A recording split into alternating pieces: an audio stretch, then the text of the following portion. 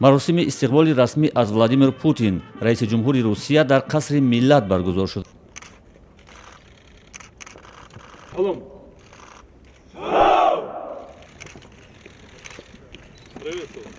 пас аз мулоқоти якбаяки ду президент, Владимир Путин ба Эмомалӣ Раҳмон барои саҳми бузург ва талошҳои созанда иқдомҳои пайваста дар роҳи рушду тавсеяи бесобиқаи муносибатҳои гуногун ҷабҳаи байнидавлатӣ ва дӯстии халқҳои Тоҷикистону Русия мукофоти олии он кишвар ордени Александр Невскийро супурд.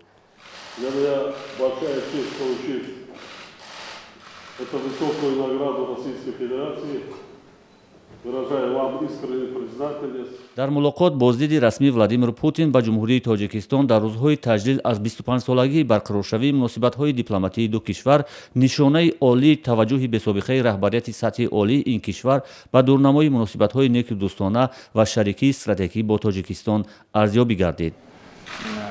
Нас связывают многие годы сотрудничества и дружбы. Мы действительно относимся к Таджикистану как к нашему стратегическому партнеру.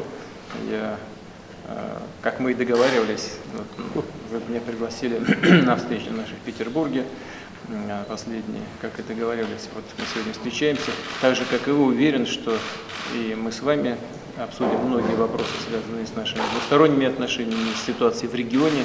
Для нас позиция Таджикистана по региональным проблемам очень важна.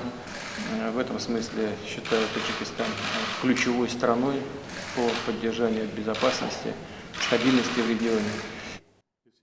душанбе ба Москав пешниҳод кард ки ҳукми ихроҷ ва манъи вуруди шаҳрвандони Тоҷикистон аз ва ба қаламравии Русия ки ҳуқуқвайронкунии маъмурии сабук доранд бозбинӣ шуда ва ин тоифаи шаҳрвандон мавриди авф қарор бигиранд. мақомоти Тоҷикистон мегӯянд ки дар ҳоли ҳозир 270 000 муҳоҷири кории тоҷик аз ҳаққи вуруд ба қаламрави Русия маҳруманд.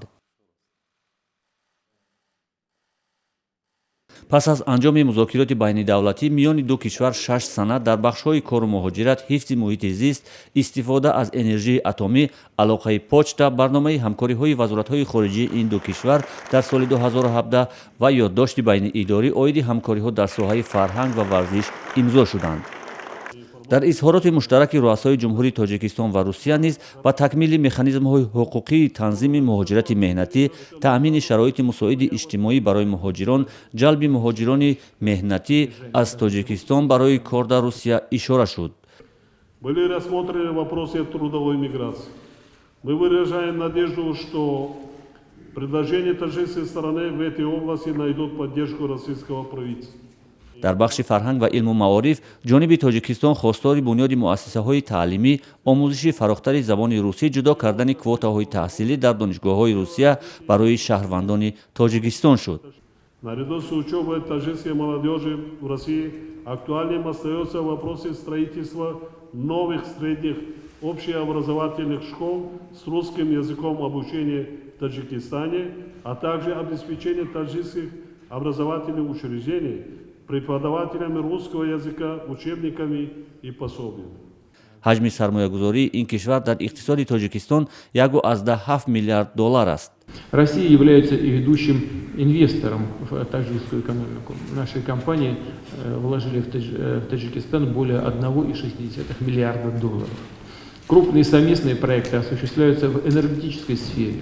Построенная с российским участием Сандудинская гидроэлектростанция производит 12% всего вырабатываемого в Таджикистане электричества и может снабжать электроэнергией третьи страны.